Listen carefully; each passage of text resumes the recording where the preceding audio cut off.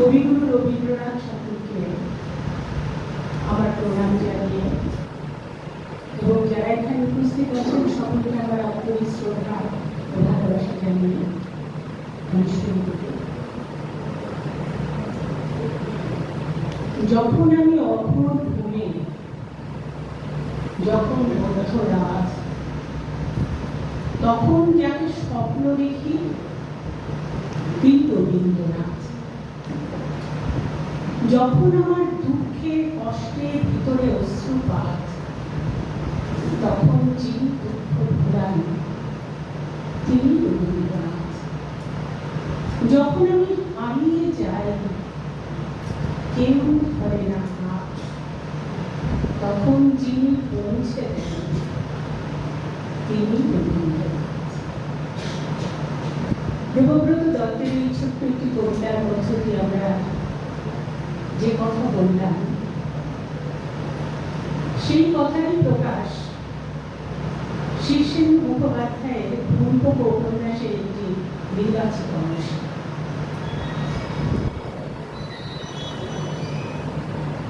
আমি কখনো শান্তিনিকেতনে যাইনি, জোড়াসাঁকোর ঠিকানাও আমি জানি না। রবীন্দ্রনাথের কবিতা খুব একটা পড়িনি, মুখস্থ নেই, ওই দু একটা, যেমন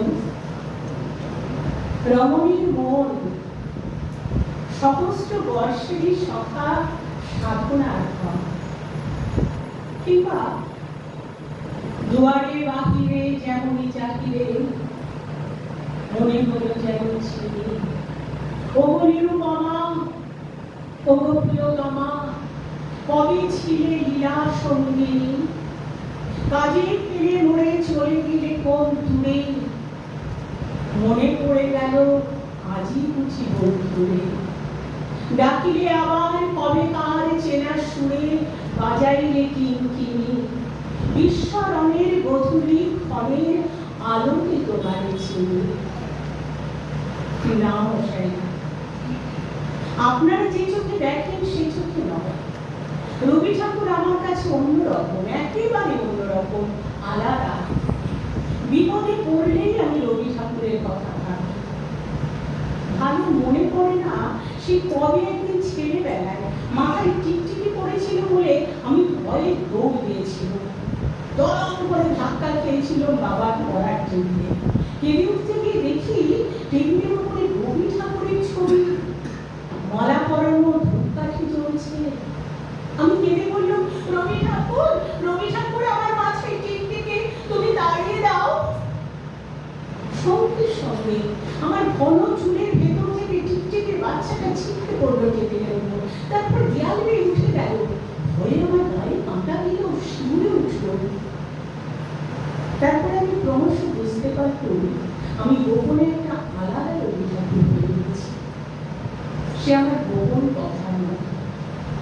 মার কাছ থেকে জ্বর লুকিয়ে রাখার মতো করে আমি সকলের কাছ থেকে রবি ঠাকুরকে আলাদা করে নিলাম।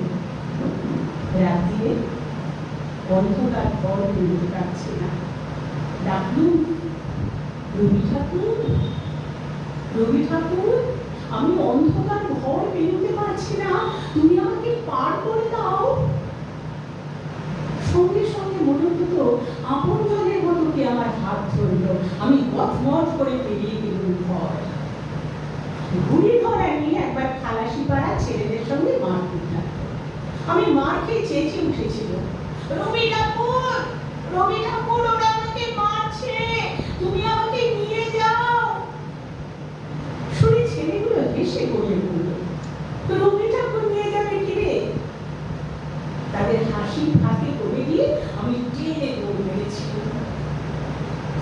আমি কতবার রবি ঠাকুরের সঙ্গে ঘুরে বেরিয়েছি আমাদের ফুল বাগানে, চলে গেছি বহু দূরে নীলকুঠিতে ফল খেতে, রেল ব্রিজ পার হয়ে চলে গেছি শঙ্খগঞ্জের মেলায়, মাঝে ফাঁকি দিয়ে পার কোথায় দুধারা নৌকোর গাঠের ফাঁকে বসে চলে গেছি অচিনা গঞ্জে। সবাই ভাবতো একা গেছে ছেলেরা, কিন্তু তা নয়। আমার সঙ্গে সব সময় থাকতো রবি ঠাকুর। ওই অত লম্বা, মাথায় কালো ঠোঙার মতো টুপি, গায়ে জব্বা, দুধ সাদা দাড়িওয়ালা মানুষটার সব কাজ ফেলে তার বাবার সঙ্গে। মা বা দিদিমার সঙ্গে কাছে কতবার শুনেছি, ভয় পেলে বুকে রাম নাম দেখিস, চারতারা না দেখে ঘরে ঢুকিস না, রাত্রিরে সাপের ডাক করলে তিনবার আস্তে করে নাম নিস। আমি সেসব মানতাম না। আমি গোপনে রবি ঠাকুরকে বলতো, ওরা তো জানে না যে আমার তুমি আছো। সবকিছু চাইলে যে ঠিক ঠিক পাওয়া যেত তা নয়।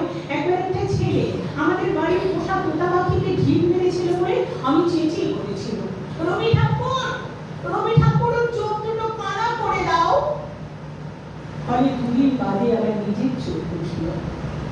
আরেকবার আমি আমার ছোট বোনের সঙ্গে জাগ করে বলেছিলাম আমি রাত 10টার সময় একা একা ছাদে উঠে যেতে পারি।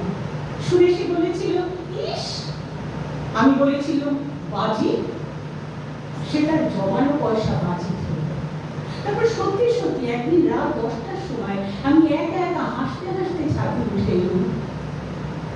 কিন্তু নামবার সময় আমাদের বাড়ির পোষা বেড়ালটার গায়ে পা পড়তেই সে আমাকে আঁচড়ে কামড়ে দিল।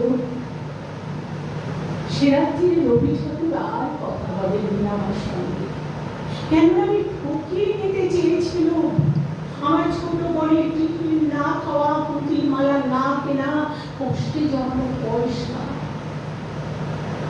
আমি যতদিন শুদ্ধ ছিল, পবিত্র ছিল, ততদিনই রবি ঠাকুর ছিলেন আমার সঙ্গে। ঝড়ে জলে আলোয় অন্ধকারে, ভয়ে কিংবা দূরে, ওই লম্বা মাথায় কালো ঠোঙার মতো টুপি, গায়ে জব্বা, দুধ সাদা দাড়িওয়ালা মানুষটা সব কাজ ফেলে থাকতো আমার সঙ্গে। ক্রমে আমার বয়স বাড়ল, গায়ে এলো ব্রণ, ঘুমের মধ্যে অবৈধ স্বপ্ন, আমার ভিতরে মশাই পাপ ঢুকতে লাগলো। তখন আমি রবীন্দ্রনাথের কবিতা পড়ি ক্লাসে, আর মানে বই দেখে তার অর্থ বুঝতে দিই। কিন্তু কেবলই মনে হয় আমি যাকে চিনতে এসে নয়। একদিন আমি আমাদের ফুল বাগানে কদম গাছের তলায় ঘাসের ডালি দাঁতে কামড়ে আস্তে আস্তে ডাকলাম, রবি ঠাকুর, রবি ঠাকুর। কোন সাড়া হলো না, এলো না। মাঝরাতে ঘুম দিয়ে ডাকলো, রবি ঠাকুর। সকালে বিছানায় বসে ডাকলাম, রবি ঠাকুর। ছাদে উঠে ডাকলাম, রবি ঠাকুর। নৌকোয় চড়ে ডাকলাম, রবি ঠাকুর। নদীর জলের দিকে চেয়ে ডাকলাম, রবি ঠাকুর।